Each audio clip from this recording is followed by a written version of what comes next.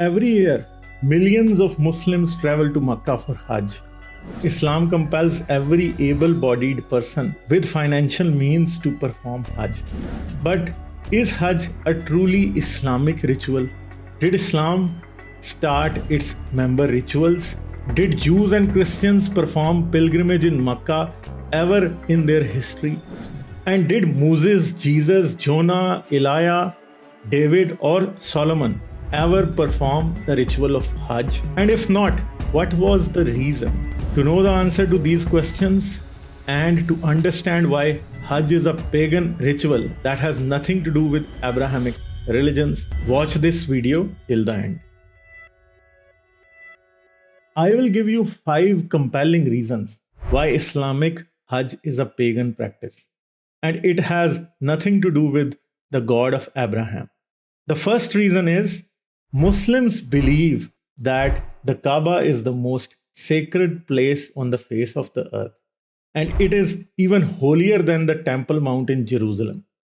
But Jewish and Christian religious books never talk about the most sacred house of God in the Arabian desert that Adam built and was rebuilt by Abraham and Ishmael. Why no prophet ever performed Hajj in Mecca? Old and New Testaments mention hundreds of prophets, but none ventured into the Arabian desert for the most holy pilgrimage.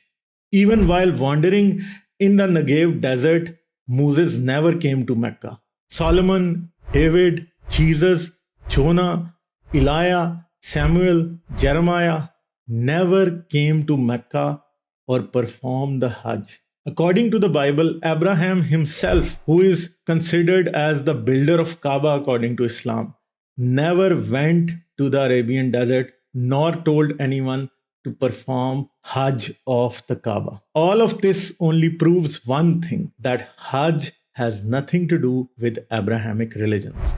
Second reason is Prophet Muhammad considered Jews and Christians as his allies initially in Mecca, but they never accepted him as a prophet, even though he claimed to worship the same God as them. Because of this, the prophet stopped praying to face Jerusalem and started to face Mecca. Because now he knew well that he would have to appease the Arab pagans that they may get lured towards his new faith. So he incorporated their pagan Kaaba and its pilgrimage into his religion. The third reason is it is well known that the pagan custom of building special houses to house sacred stones is extremely ancient. Commonly, these stones were believed to be of heavenly origin.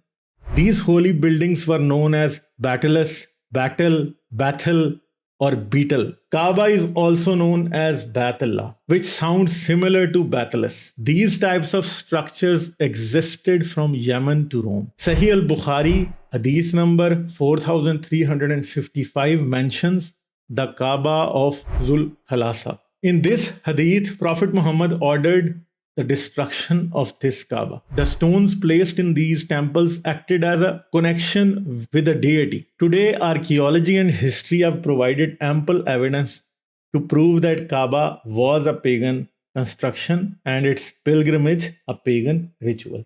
The fourth reason is Islamic history mentions neither Christians nor Jews, but only the pagans of Arabia used to perform Hajj in Mecca. Islamic holy books provide complete details of the pagan Hajj before Islam. According to Sahih al-Bukhari, hadith number 1648, early Muslims considered running between Safa and Marwa a pagan ritual and disliked it. However, verse 158 of Surah Al-Baqarah was revealed that said, Safa and Marwa are among the symbols of Allah. According to Sahih al-Bukhari, hadith number 1597, Umar ibn Khattab disliked kissing the black stone because it was a pagan ritual. He said, had I not seen Allah's messenger kissing you, I would not have kissed you. Similarly, in Bukhari, hadith number 1643, al-Mumineen Aisha mentions that wearing ihram was also a pagan practice to honor the goddess Manat. Muslims were free to perform Hajj after the conquest of Mecca in 630 of the Common Era. And pagans and Muslims used to perform Hajj together till 632. But in 632, when Abu Bakr led Hajj according to Sahih al-Bukhari, hadith number 4363, he banned the pagans from the Kaaba on the orders of Prophet Muhammad. The command for this ban occurs in Surah Tawbah, verse number 28, which mentions that pagans are unclean and are not allowed to enter the house of Allah. But from what I mentioned earlier, it is clear Muslims themselves considered the rituals of Hajj as pagan practices.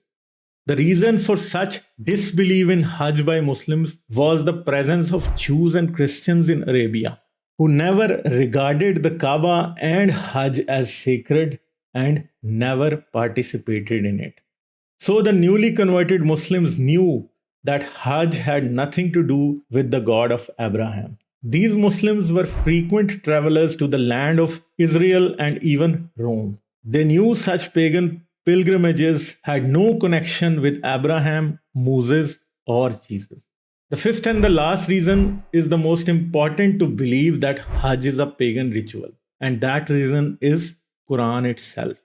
When we ask why prophets never came to perform Hajj, Muslims can say they might have the mention of Makkah and Hajj in the Torah and Gospel removed.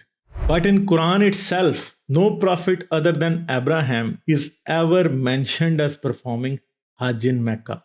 Prophet Muhammad himself prayed towards Jerusalem at first. He changed his direction later and declared that Kaaba was even holier than the Temple Mount in Jerusalem.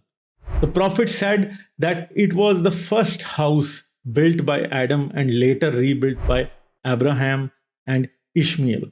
And he also changed the story that Ishmael, not Isaac, was sacrificed in Makkah by Abraham instead in the land of Israel. He said Hagar and Ishmael were in Mecca and the black stone descended from paradise. In the following video, we will discuss Eid al-Adha and how Muslims changed the sacrificial son from Isaac to Ishmael to make Makkah the holiest place on earth. So when the Quran never mentions any prophet coming to Makkah, the Quran itself discredits Makkah, Kaaba, and the practice of Hajj. From the contents of this video, you would have understood that Kaaba was a pagan temple. Its pilgrimage was a pagan ritual, and the Abrahamic God had nothing to do with it. But to appease his pagan relatives, the Prophet included it in Islam as a holy place and made Hajj a ritual of Islam. Like this video, subscribe to this channel, and click on the bell icon to enable all notifications for the upcoming videos. Please support me on Patreon. The link to Patreon is in this video's description and the end screen. I'll see you in another video. Bye-bye.